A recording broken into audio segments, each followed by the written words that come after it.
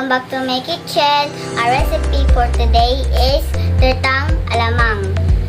So here is the ingredients. 2 chopped onions, 1 magic syrup, optional, 2 eggs, 1 cup of flour, 1/2 cup of cornstarch, 1/2 kilogram ginisang alamang, and salt and pepper. Okay, let's mix all the ingredients.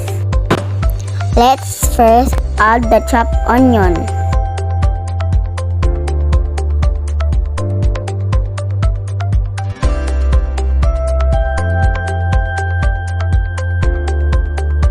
Next, add the flour and cornstarch.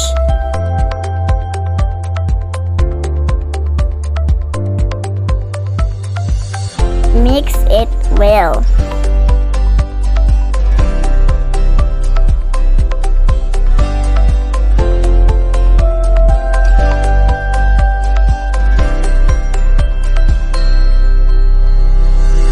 Now add the eggs. Mix it again.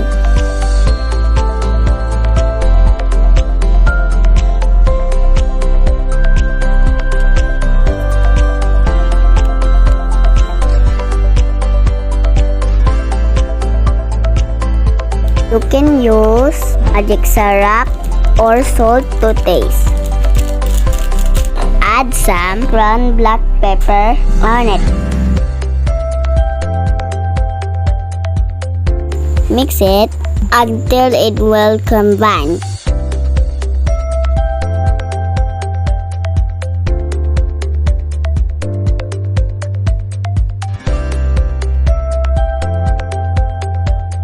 Now let's fry the mixture.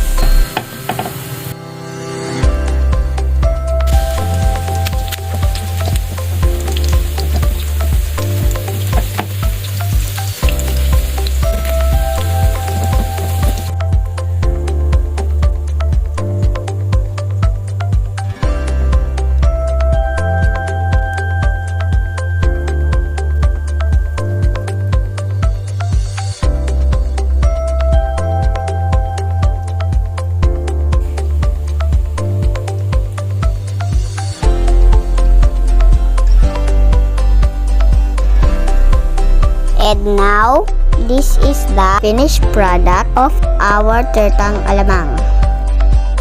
Thank you for watching.